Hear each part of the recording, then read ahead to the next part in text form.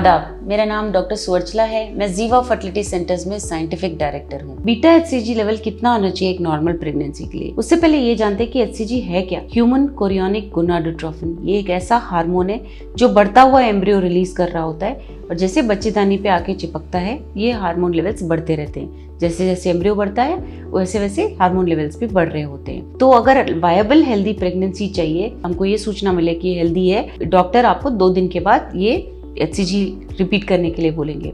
अगर एक 100% इंक्रीज आया है, माने कि अगर जिस लेवल पे था उससे 100% इंक्रीज हुआ है तो डेफिनेटली हेल्दी प्रेगनेंसी है। लेकिन अगर उससे कम भी हुआ है तो भी हेल्दी प्रेगनेंसी हो सकता है। कैसे होता है ये? स्टडीज ने दिखाया है कि एक 53% इंक्रीज भी एक हेल्दी प्रेगनेंसी का इंडिकेशन है। जैसे कि एक एग्जांपल लीजिए, अगर आपका फर्स्ट HCG 100 था, वहां से अगर आप उसको डबलिंग कराओगे और 153 पे आया तो ये भी एक हेल्दी प्रेगनेंसी है, आपको निराश होने की जरूरत नहीं है। तो अभी हम देखेंगे कि हेल्दी लेवल्स क्या होते हैं। अगर एक दिन में आप रिपीट करा रहे होते हो तो 24% इंक्रीज होना चाहिए केवल।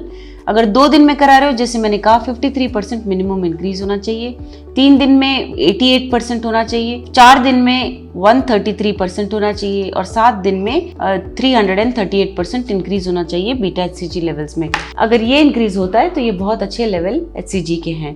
अगर आपको इसके बारे में और पता लगाना है, आपको अगर पहले मिसकैरेजेस हुए हैं इसके बारे में और इन्फॉर्मेशन चाहिए, अवश्य जीवा फर्टिलिटी सेंटर्स पे आइए। Thank you. हमने इस वीडियो बनाने के लिए बहुत मुशक्कत की है। मेहरबानी करके हमें लाइक और सब्सक्राइब जरूर कीजिएगा। शुक्रिया।